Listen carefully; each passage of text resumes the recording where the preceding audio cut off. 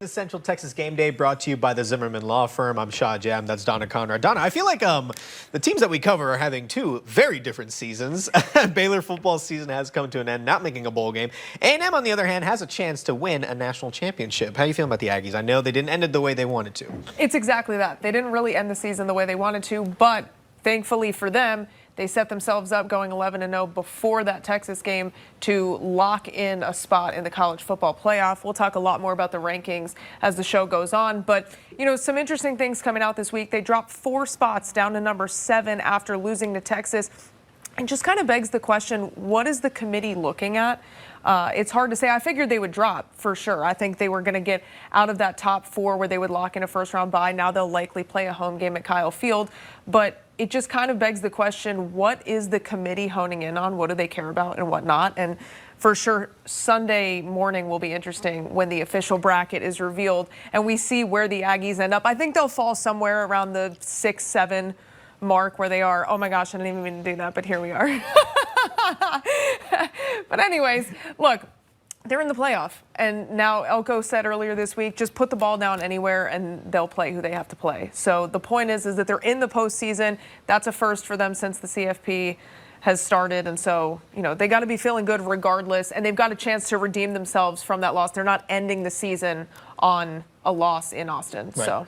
Yeah, well, you know, I really hope they get a deep playoff run, able to rebound from that loss against Texas. But on the other side for Baylor, their season has come to an end. Yes. Very, very disappointing way to end the season. You know, they just need one more win. The home crowd is very disappointed. And now a lot of questions need to be answered. And coming up, we're going to talk about that. We're going to talk about National Signing Day, Baylor season recap, and we're going to talk about the Aggies and what they're trying to do prepare for the playoffs. Stick around for more Central Texas Game Day.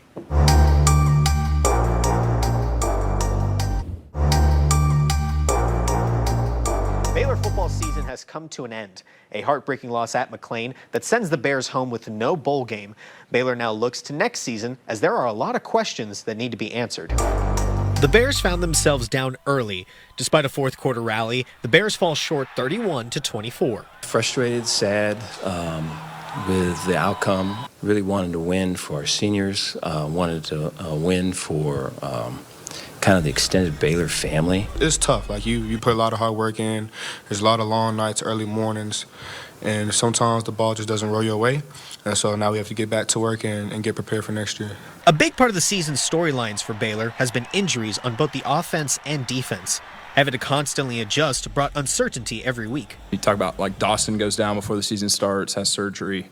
B-Wash has been banged up all year. I mean, second play today, he's done for the game. And so just relying on Caden Knighton, Mike Turner, Joe Dull, you know, all the freshmen, basically. And for them to step up the way they did all season, I'm so proud of them. Baylor's season has been a disappointment, but for the Bears on the way out, they send a message to fans on the team's improvement. This team's a whole bunch of fighters. Once we just put our head down this offseason, get after it, I know Coach Aranda, Coach Vic, the whole staff's going to get everything turned around. I got complete and utmost faith in the organization because there's been so many ups and downs. Kind of like what Coach Rand was saying before, we're battle tested. Like we've seen the highs, we've seen the lows, and so now it's all just about putting it all together and leaving that product on the field. NIL and transfer portal and stuff works now. Like, you know, you can flip things around really, really fast, but maintain like the integrity of the like what Josh was talking about, fighting and all that stuff. And so, you know, you look at this team, you're a couple puzzle pieces away from being a really, really good team, right? And now maintaining that throughout the course of a season, guys get hurt. Like I was talking about earlier with our running back room, like you're running low in that department. Got like 2 linebackers hurt or safety, like all kinds of stuff. Coach, with it being such an up and down season and the decision to retain you for next year, is there like a newfound motivation going into next year to improve this team? Very much want to improve this team. I have to.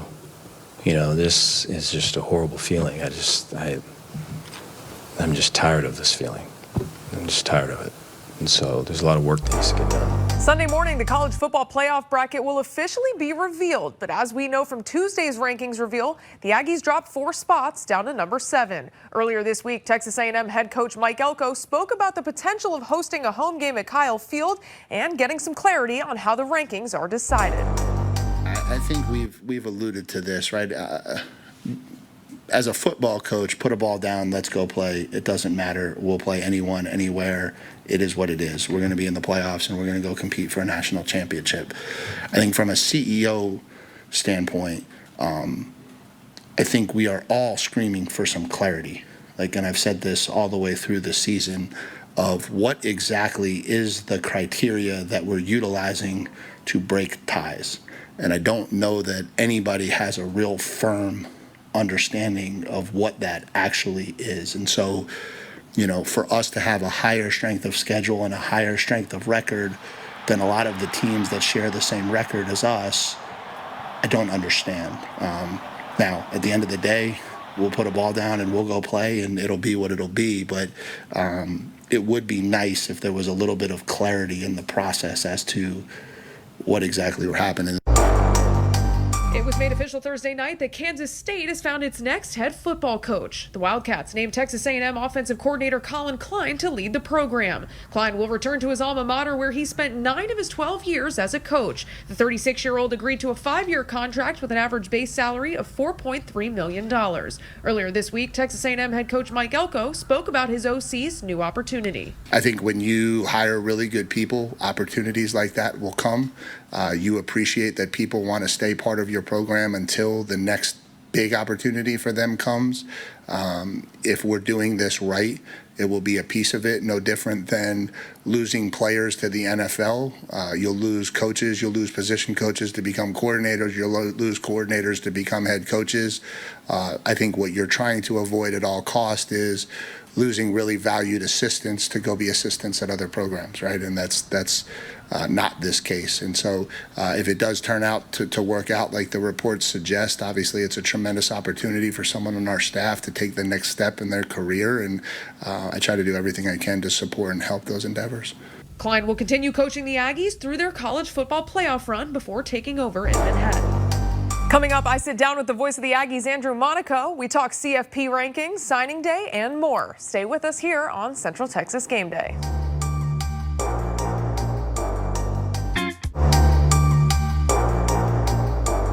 Welcome back into Central Texas Game Day. The Aggies wrapped up the regular season, and now we're waiting for the college football playoff bracket to be released come Sunday morning. That should be really interesting. Joining me, as always, my dear friend Andrew Monaco. We have so much to unpack on a week that the Aggies are not taking the field. How does this happen every time? I don't know. I guess it's like bye week, where every time bye week comes, I get busier, and I need another bye week. Of course. A bye week from the bye week is what we need. And so there's always seems to be something. The college football playoff rankings come out, the penultimate rankings. Part of me thinks that they shouldn't even do these rankings leading up to the release of the bracket, because a lot can change. A lot can change in a couple days with conference championship week coming up. And I think, honestly, overall, we just need a better system, because A&M drops after their loss to Texas from number 3 down to number 7. Now it takes them out of that first round bye contention. They're likely going to host a playoff game here at Kyle Field, which I don't hate for them. Right. But why? Like we and I don't know that we got any answers last night after the selection show. No, there's really no transparency to say this is the system doing this. And I get if you have 12 people on the committee and what they're looking at, but it's way more subjective than objective. I agree with you. As for the talking points, I think the end of October, early November is way too early, only because of every Saturday in November are so important. Then you get into rivalry weekend. It's a great talking point for some networks, but overall, once Sunday hits, then you can be, because I've been asked, should A&M be number 2 or number 1? I'm like, I only care in December when it comes out. Yeah. Then we can talk about that, but either way, I think we all have adopted Coach Elko's mindset. It doesn't matter. Just put the ball down and we'll play. I do love that he said that. Put the ball down. They don't care where. Nope. Obviously, they'd like for it to be at Kyle Field. Obviously, he said, yeah, we absolutely would love to host a game at Kyle Field. You know, the odds are pretty good when you put 100,000 plus to fill those seats. And so, part of it is that I don't think that they should drop any lower. I really don't. Right. Regardless of what happens on Saturday, I don't believe they should. I also think that there is some world that they maybe move up to 6 or 5. I don't think that they jump back into that top 4 at this point. I don't either. But I also think there's something that has to be said about the fact that this is an 11-1 A&M team, and everybody wants to talk about, oh, who did they play? They still had to play an SEC schedule. They still have that Notre Dame win, and I think it feels like they're putting a little bit of extra stock into this Texas loss. But on the contrary, Texas was a ranked loss. 16, right at the time that you play on the road in the SEC. Right. Yeah, I don't like the revisionist history of it, in that if you remember last year, the schedule came out and it was like, oh, you get Notre Dame at home and you get LSU at home and you get Missouri at home and you're going to play Texas at home. And next year is going to be really more difficult because you have to go on the road. Now that's thrown out the window. Why doesn't that matter now? LSU was ranked, Missouri was ranked, South Carolina was a preseason ranked team. Texas is a ranked. Again, it's the schedule that gets put out there and strength of schedule when you look at it. Yeah, the part of me was, I wonder if there was some disbelieving on the committee. I can't believe they're 11-0. And that is, in their minds, oh, that's who they are. They didn't win. And were they being, I don't know. But again, I just wish there was a little more transparency about, and to know the criteria. Look, I'm a big eye test person. Please don't get me wrong, because sometimes I don't say the numbers lie. But when you have some schools like Georgia Southern having a better strength of schedule than some of the SEC schools, I got a big problem with that. Agreed. Agreed. And I think what gets lost is kind of forgetting that winning on the road in the SEC is hard. I don't care who you're playing. That's hard. Or I should say it's an accomplishment. Yeah. And we've talked about this before. Finding a way to win a game where you're not playing your best is also an accomplishment. Like I joked with Mike Elko about it when I said, I think it's more impressive than 77-0. He goes, I'm going to stop you there. He goes, as a coach, I love the 77-0 games. Agreed. He goes, but he goes, I understand where you're coming from, because you can't be perfect every week. So when you find a way, and those are, to me, the criteria. And I'll say that in any conference. That's the ACC. That's the Big 12. That's the Big 10. Winning on the road is difficult.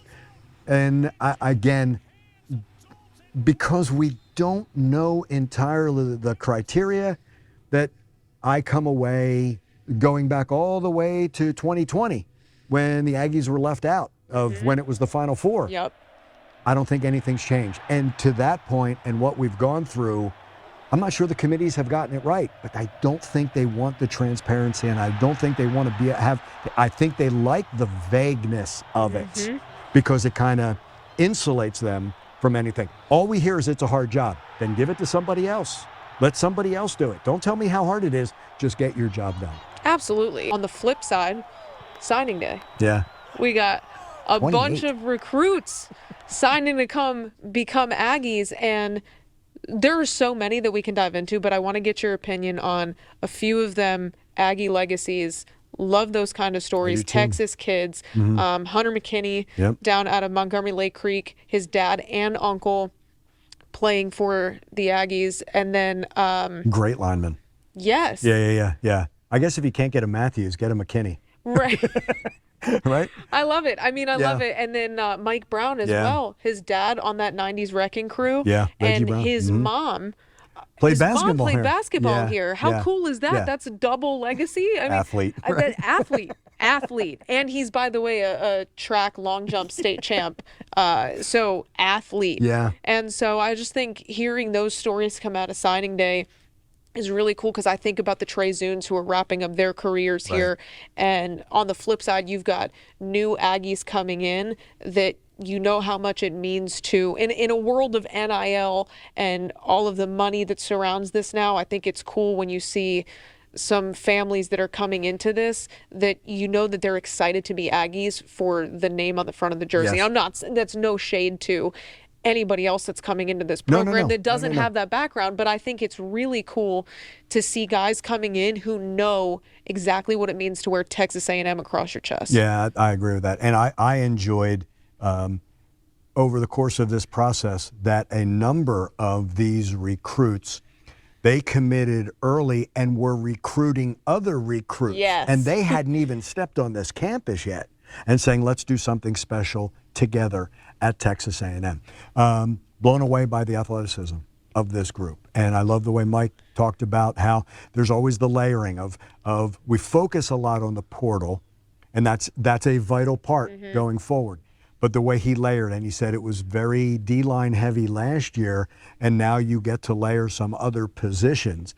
Because, dirty little secret, sometimes in the portal, this past year, O-line was not a good position in the portal. Right. So you can't just go out and get, all you're doing is getting average players, but there's money attached to that, and you're just hurting yourself. Right. And I don't want to say that in recruiting, but sometimes you may not be in on somebody, you might be in on some, but this group's going to be a little bit heavier. Then you can add in that next season, go in targeting.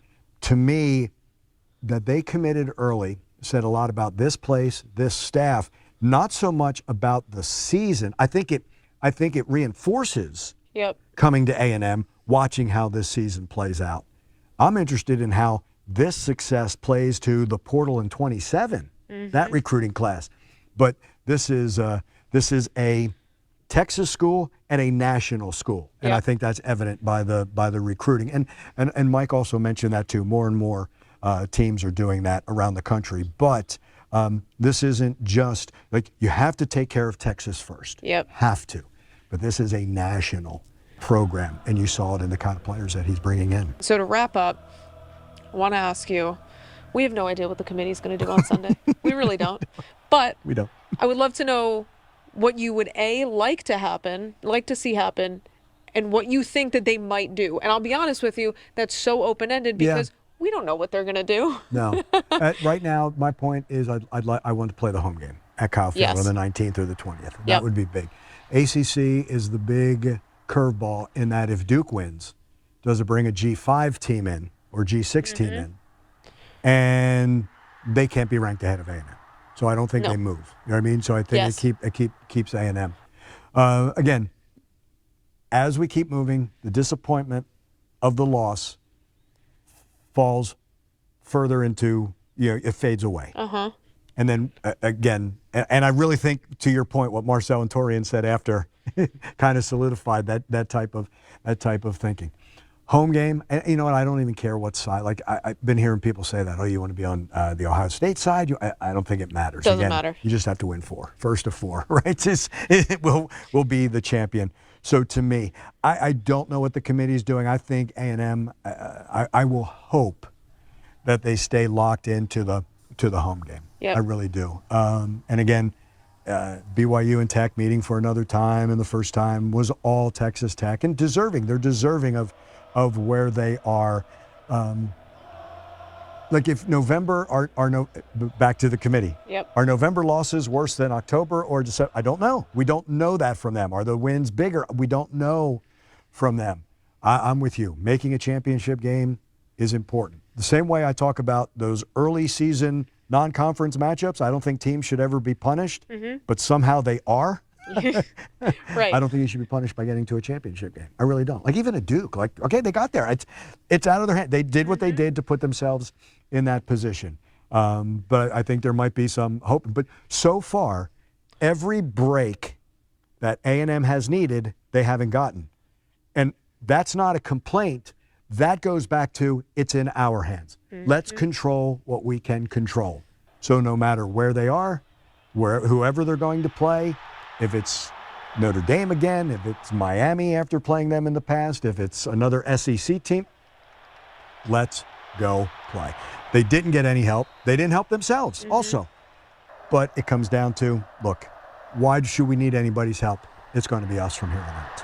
So we're going to go ahead and take the Coach Elko approach, put the ball down, and the Aggies will play. Anywhere, anytime. Anytime. We'd prefer it to be at Kyle Field. But hey, listen, we'll take a playoff appearance because, again, that hasn't happened. That's a first. Here. That's a first. Yeah. And so, put the ball down, and Elko and company will play it. And we're right there with them. Just, you know what? They need 4 games to get to the national championship. Yeah. And so let's see if they I can like make their it. chances. I think they're built for this with the physicality and the attitude. I think they are. And a little bit of disappointment puts a little bit of a chip on the shoulder. Look, you're going to have the 12 best teams. I know there's sometimes more than that trying to shoehorn. But these are the 12 best. Texas A&M's one of those 12 best. Bill Parcells, just get in the tournament, right? That's what in the that's tournament. all you can do. If you're not in it, you don't have a chance at a national championship. And that would be another path for them. They've never had the opportunity to do that. They have that opportunity. They've given themselves. They've earned this opportunity. I'm with you. Put it down. Let's play. And we'll see what that adversity in that last loss what that does for this team moving forward. And we're going to find out regardless in a couple weeks. Andrew, pleasure, my friend. thank you so much for joining me this So whole much fun. season. It's been a blast. This is my favorite segment by far. I appreciate that. We'll be right back on Central Texas Game Day.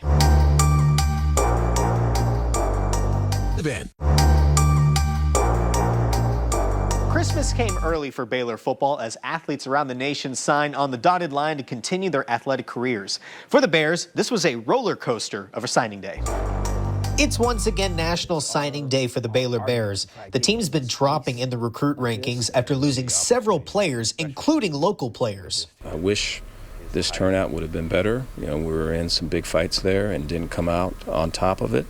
Way happy for the guys that we got, and excited about the guys that want to be here and want to be able to make this place a winning program again. But the Bears still managed to hold on to local signings like London Smith from University and Davion Peters from Belton.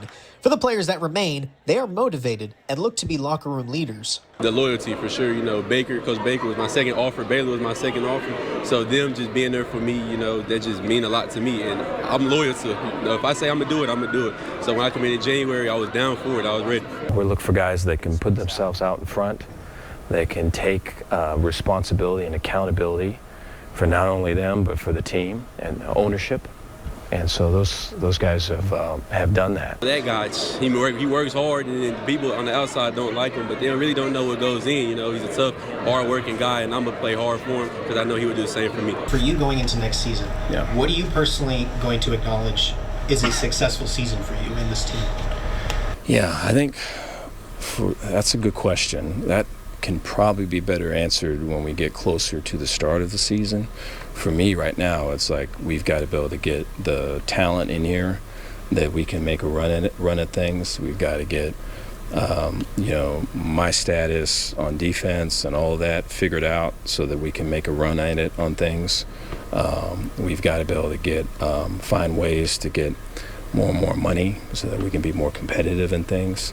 I think all of those things are going to be the groundwork to what you're talking about. Stick around. I speak with none other than the voice of the Baylor Bears, John Morris, as we take a look at Baylor's football season, National Signing Day, and more.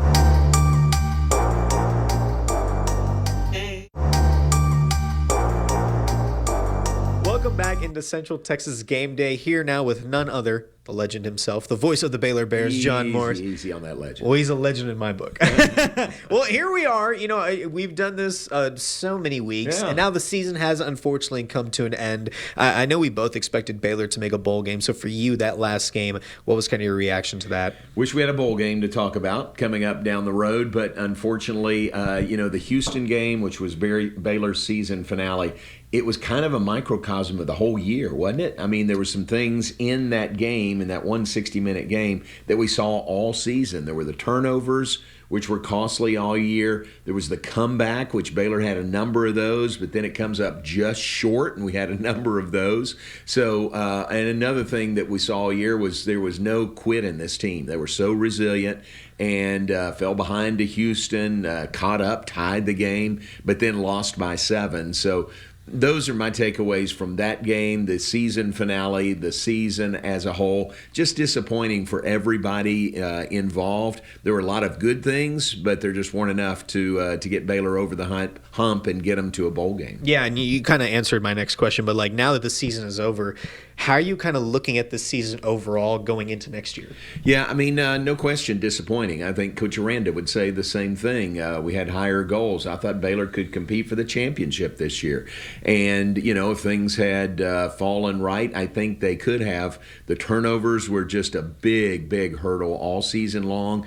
But just mistakes and inconsistency was another sign of this team this year. And, going along with that, with the frustration of the fan base, and there was a lot of outcry when it was revealed that Dave Aranda will be coming back as the head coach next year. I know we kind of touched on it the last time we talked, but overall, how do you feel about it? Do you feel he is capable of turning things around? Oh, you're putting me on the spot here, huh? Yes, I am. That's what I'm here for. Okay. My honest answer is I am for it. I like Dave. I know, we are earlier this week, on Thursday of this week, it was the 4-year anniversary of Baylor winning that Big 12 championship game over Oklahoma State. You remember it? I do. Yeah.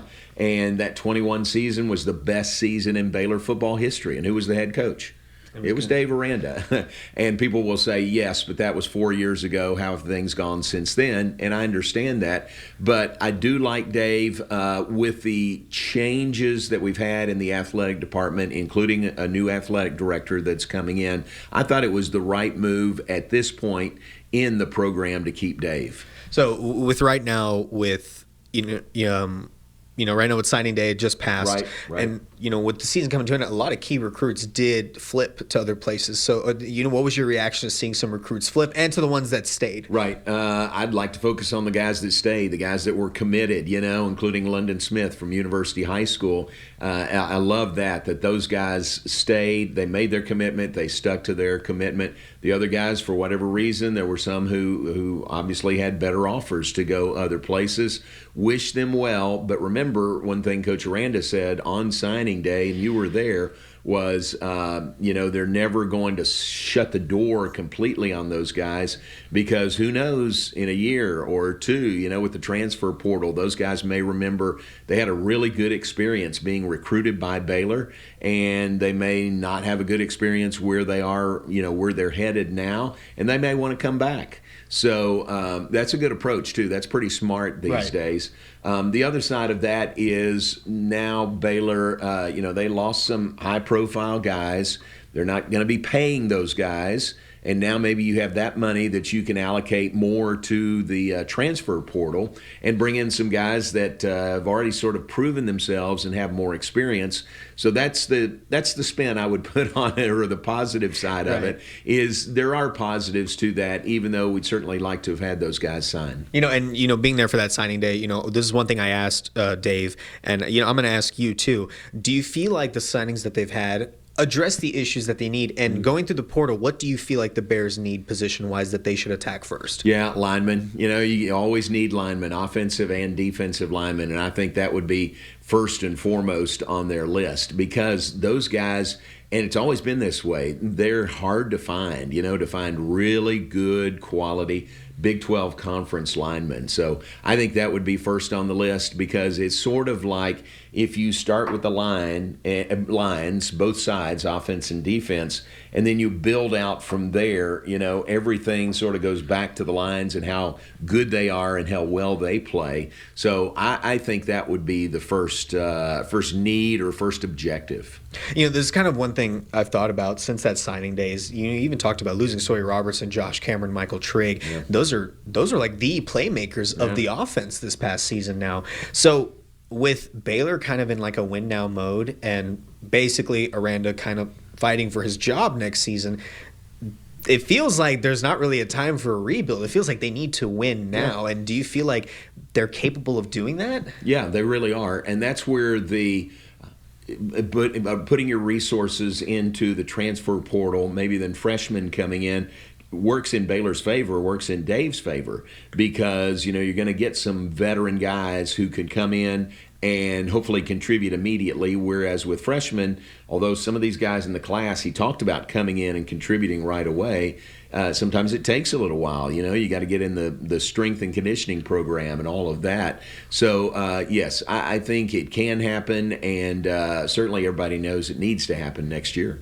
And, you kind of talked about London Smith. He's been a standout for university, especially with the growth of Waco athletes. How important is it that Baylor, takes advantage of that and starts recruiting locally more? I think it's huge. I've always thought that. I just think there's a plus to signing a guy that's from this area, that's from either Waco or the surrounding area, because naturally you're going to get fans of London Smith, fans of University High School. Okay, they're going to be Baylor fans now. We hope they are already. But even from outlying areas in different sports, if you sign a softball girl from Crawford or Bosqueville, then you've automatically got that whole school and that whole community as Baylor softball fans. So I think there's a real plus to that, and I'm glad to see that Dave thinks the same thing. And I'm kind of going to put you on the spot here a little bit again, but not the first time. Not the first time, but I am doing it again. I asked Dave this at the presser, and I want to ask you,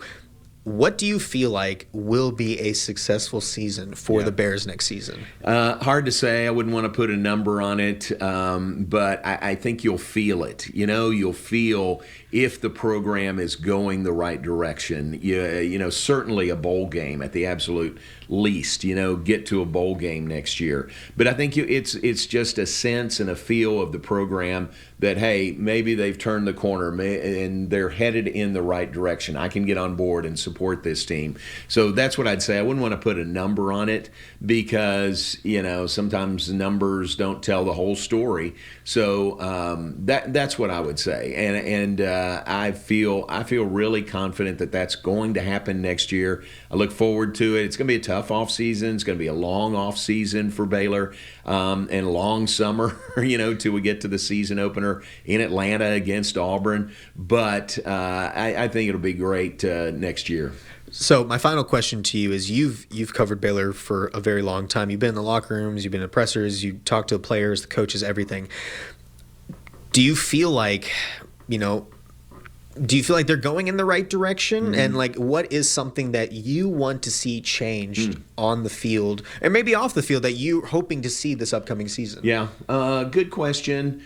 I don't know that I'm the one to answer that. I'm not dodging your question, but if you're asking me personally, I feel like it's not as bad as some people think. Okay. A lot of times, this is a disappointing season. There's no question about it. But maybe it's not as bad as a lot of people feel right now. And, if you just keep working and just keep doing the job and doing it the right way, which I know Dave will with this staff, things will turn. I feel very confident in that. So what would I like to see? I think really continuing the good things they've done, and our strength and conditioning program is really solid, and that's going to take front and center. Wish we had a bowl game to get those extra practices in, but that's not going to happen this year. And then just do the work and keep a positive, upbeat attitude going into the off season. All right, well, there we have it. Unfortunately, no predictions, But hey, no, we don't. Well, the Big 12 championship. What do you? Which is coming up next. Yeah, what do you think is going to happen? How do you feel about that one? It's interesting. I really like Joey McGuire, and I like Texas Tech, and I think they're the best team. They beat BYU head to head. But from a Big 12 perspective, it would be better if BYU won the game. Really? I think so. Okay. I think if BYU wins over Tech, Tech is solidly in the CFP. If BYU wins, I think they are in the CFP, and the Big 12 gets 2 schools in. Now, if BYU doesn't win, I'm afraid they shouldn't be. They're 11-1 right now going into this game, but I'm afraid they're going to be on the outside looking in. So Big 12 perspective, it would be better for the league if BYU win. I've got friends on both sides, believe me. But I hope it's a good game. I hope it's a great showcase. They may have 100,000 people at that game today. Yeah, it is sold out. Isn't that wild? It is a sold-out game. Yeah. So that'll be a great showcase for the league. All right, well, there we have it, John. Thank you so much for joining me this entire season. Shaji, thanks very much. Appreciate it. We got to do this again sometime. All right. Thank y'all so much. We'll be back with more Central Texas Game Day.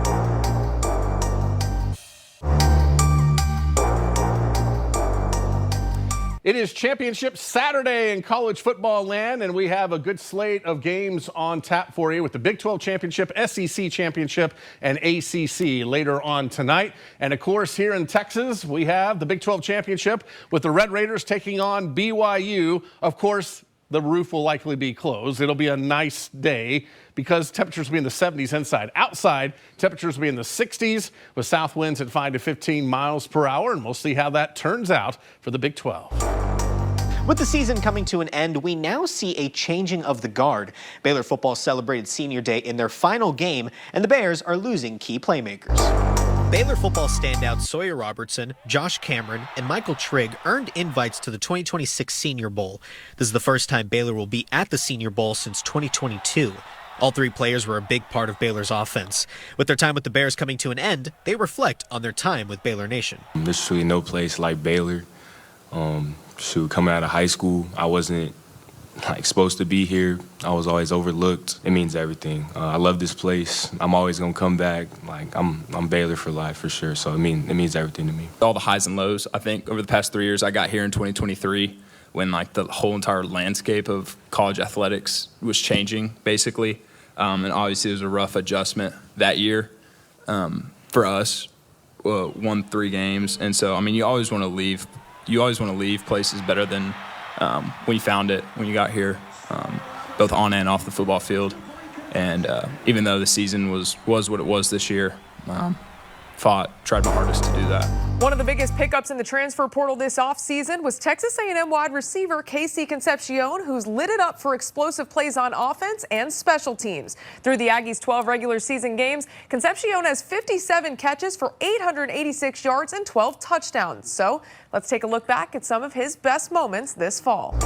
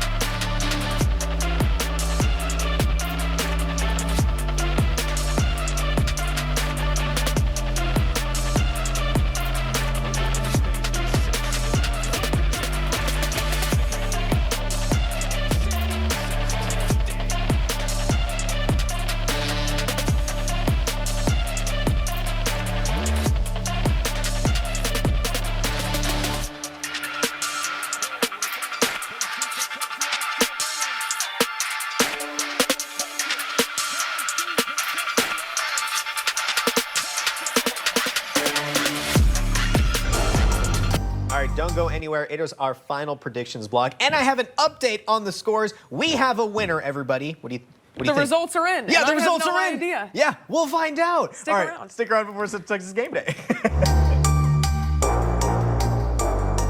Today. All right, welcome back, everybody. Joined by none other than Chief Meteorologist Matt Hines. Matt, I think we have you here for a very special reason. Can I be a homer? You absolutely can. That's why we have you here. Guns you up, do baby. what you want. Guns up, right. baby. That's right. Wreck 'em, Red Raiders. That's right. That's why we bring this guy in for the good stuff, and that's because his Texas Tech Red Raiders are in the Big 12 championship, which we will get to in a minute. We'll get to predictions in a minute. But because this is our last episode of Central Texas Game Day for the year, we had to let y'all know what the results are, and I actually don't know them. Yes, I know had them. Shaji tallied the results up. I did ye old math. Okay, so And I've been listening back in the weather side. You have. You can't know. lie here. No. I cannot lie. When have I ever lied? All right, so basically, to kind of set us up, I started off horribly. And Donna took a commanding lead, and I kind of had given up. You can tell by my demeanor if you're an avid watcher of this show. But then the last couple of weeks, I made a really strong comeback. I actually got it very close in this one. I thought you did too. But looking at it, final tally is I had 61 and 19. And Donna, you had 64 and 16. So Donna Conrad is our winner. I'm going to Cabo, y'all. She's going to her imaginary place of Cabo. How does it feel to be a winner? It's nice. I mean, look, this isn't my first rodeo with pick'ems and winning. I've also won the Bryan College Station Eagle high school pick'em last year. All right. So basically you're a winner. So I'm just a born winner. I don't know what to tell you. All right, settle down. All right, well. She's humble about it, too. I try to be. Well, this is just for kicks, but let's do it. All right, let's talk about the big one. Big 12 championship, number 11 BYU versus number 4 Texas Tech. Early one. It's coming on next. Yep, that's right. Yeah, it is coming on It's next. up next. Early one, but we're excited. All right, I am going to go with the Red Raiders in this one. That's a good choice. Yeah. So what are you doing? I'm scared if I don't say Red Raiders right now. But you know what? To be honest, I mean, there's all of the pressure in the world on BYU in this one. I mean, their playoff hopes are hanging in the balance, quite honestly. And so Texas Tech playing with house money. They're already in the playoffs. And I'm going to go with the Red Raiders on this one. I don't see how they don't play loose. Tech and win still this has a one. lot to play for. We're one of the original Big 12 members that does not have a championship trophy. Okay. So we've been waiting a long time for this. I mean, it almost brought Joey to tears when he was talking about it. So this is a big deal for Red Raiders as well.